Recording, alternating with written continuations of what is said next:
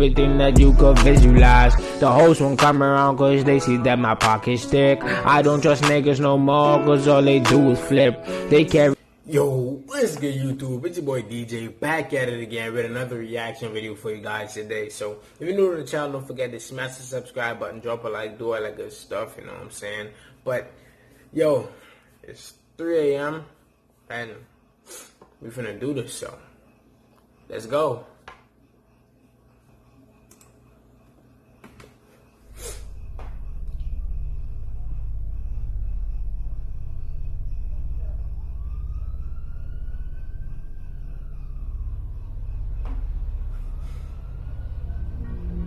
This creepy story happened to me about 6 months ago while I was still working at my previous job, and I thought I would share it while it still remains fresh in my mind. So I was at the office one day. I was working late and the rest of my co-workers were heading out to share a taxi home, so I was going to be the only one left in the building since our boss hadn't come into work for the past few days. I thought it was an interesting coincidence that he stopped showing up on Valentine's Day, but no one really knew for sure if he was seeing anyone. Although he had been coming to work on his motorcycle a lot more often lately, whatever that was supposed to mean. I didn't really care too much about all the gossip, but I was getting kind of tired of the whole thing since it seemed it was all anyone could talk about at the time. The strong scent of perfume in the office and the mystery gift on his desk also had everyone talking. It was actually pretty cool not having the boss around at first, but unfortunately, the security alarm had started acting up and I needed his signature to approve the cost to call someone to fix it. Also, the key to the supply room went missing since he left, and he hadn't returned any of my messages about that or the alarm. Which was surprising because he was the kind of person that would generally take things very seriously. I know you wonder why I left. I thought about Just as my colleagues were about to leave the building, they asked if there was anyone waiting up for me because there was someone sitting inside a car in the parking lot outside. They seemed genuinely unnerved when I told them that I wasn't expecting anyone, and they all decided to quietly leave together and asked me to be careful. What was really strange is that whoever it was had no business being there, but I initially brushed it off and thought the car would be gone by the time I got around to observing the parking lot for myself. About half an hour later, I received a message on my phone from Josh, one of my co-workers from earlier. Truth be told, I was so focused on my work, I had completely forgotten about the matter. I didn't respond to his message right away, but eventually I did find an excuse to pass in front of my boss's office overlooking the parking lot. I went into his office and peeked through the window.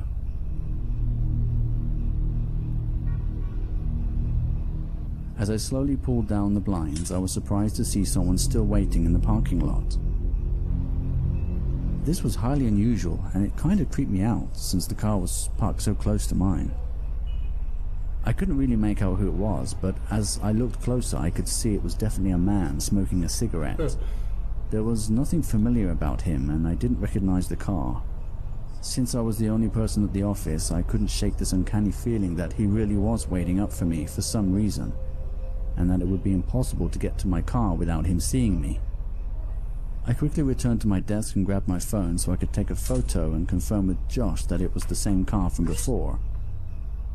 While I waited for Josh to respond, the gift on the desk suddenly caught my eye.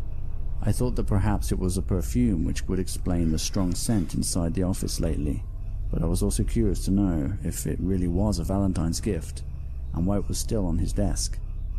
It seemed strange to leave it at the office. As I slowly opened the box, I was surprised to see a passport inside. Suddenly I received a new message on my phone. I was initially confused by his response, but when I looked closely at the photo again, I could see that the car was empty. I was so quick to take the photo I hadn't even noticed. I immediately took another peek through the window. The car was still there, but with no one inside. It seemed so strange. I know I ain't tripping. I know I saw somebody in that car, bro. I ain't tripping. If you saw somebody too, comment down below you saw somebody, because I know I ain't tripping. To abandon your car in the middle of the night, especially on a cold February night. It was getting late and I still had a few more hours of work to catch up on, so I decided to get back to it, hoping the car would be gone by the time I finished up. A few hours later, I got a little curious as to why Josh hadn't followed up with any other messages, which is when I realized that the battery on my phone was dead. I was too tired to stick around to recharge my phone at the office, so I closed up and cautiously descended into the parking lot. As I left the building, I felt a sudden chill, but I didn't know if it was from the cold air or from seeing the same old car still parked and abandoned outside. A couple of things started running through my head at that point, like maybe he had too much to drink and decided to walk home, or the car was extremely low on gas. But deep down, I had a bad feeling. This man ugly as a bitch, eh? As I approached the abandoned car, I could see cigarette butts scattered all over the ground, everywhere, suggesting that he had been waiting for a lot longer than I thought. It seemed very bizarre to just take off after waiting for so long. I proceeded to my car and took one final look back at the office, which suddenly reminded me of the passport on the desk that I had completely forgotten to place back inside the box after getting distracted by my phone. Knowing that my boss would totally flip out if he found out that someone had been snooping around his office, I reluctantly headed back into the building, since I had already worked so late and I really didn't want to have to wake up extra early the next morning just to make sure I'd be the first to arrive at the office. I knew there was a chance that he wouldn't even show up the next day, but I wasn't going to risk it. I didn't bother turning the lights on because I knew my way around and I was going to be quick in and out. It was when I reached my boss's office that I noticed something very strange. The office chair that was previously behind the desk had been moved and both the box and the passport were missing. I had only been gone for a few minutes, so it seemed plausible that whoever it was might still be inside the building with me, so I was quick to observe the rest of the office.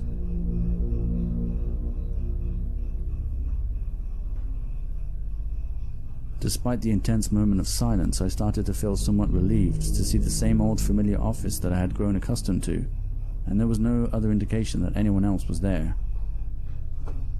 However, shit, boring as a bitch. Nothing interesting happening or exciting, bro. I'm expecting some jump scene, something gonna make me jump. This nigga just talking, bro.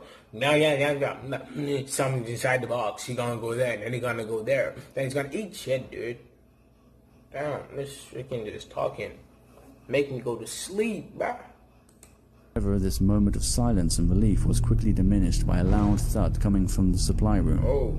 It sounded like something very heavy hitting the floor. No! As I tried to figure out what could have caused such a loud noise, I suddenly heard the sound of what appeared to be a commotion coming from behind the door. Wow. After realizing that someone was in the supply room which required a key to open it, I began to assume that it was my boss or someone else with access to the office. But as I opened the door, I saw something that I will never forget and continues to haunt my darkest dreams.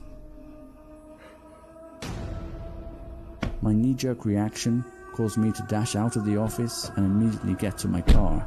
Just as I was about to turn on the ignition, I instinctively looked up and saw the dark silhouette of a man standing by the same window in the office. I couldn't see a face, but I knew I was being watched. I turned the key and my heart sank as the engine failed to start. I tried again repeatedly before looking up at the office again, horrified to see that the dark figure had vanished.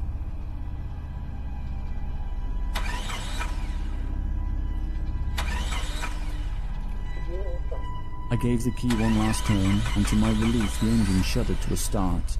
I drove off and headed to the nearest police station.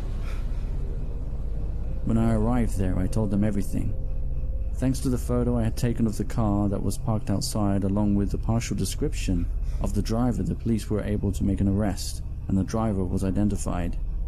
Shockingly, it turned out not to be my boss after all, but a relative of his with a violent criminal record.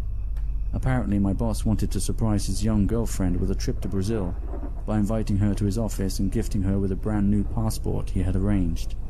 But instead, she wanted to break the whole thing off, and in a fit of desperate rage, he killed her in cold blood and went into hiding. Wow. In an attempt to cover up his crime, he convinced his noble brother to come by the office to collect the body and dispose of it. I will never forget that night, all the days I could smell her perfume as her lifeless body remained hidden behind the door while I went about my daily job. And the terrifying thought of being alone at night in the office with a violent criminal, I can only imagine what may have occurred had I not left the building or drove away soon enough. I consider myself very lucky. Ugly as a bitch. I was looking like a snowball. Black letter spunk and line over there, that's our boy. I never saw my boss again after that. In fact, no one did. He became a ghost. His last known location was somewhere in Rio, and that was it. Man on the run. A few weeks later, I quit my job and started working security at the sub-level of a local hospital. Drinking coffee. It kind of felt like a step back. We got bull piss in there. Let's continue watching it. Okay, so that was the end of this video. I hope you guys enjoyed the video. If you did, don't forget to leave a big fat like on this video. Smash the subscribe button and do all that good stuff, you know what I'm saying? But I'm gonna catch you guys in another video. Peace. I'm only 50 with some goals I wanna accomplish, yeah, at this age. I wanna get some money, move on to the other stage. My parents always work together, never separate.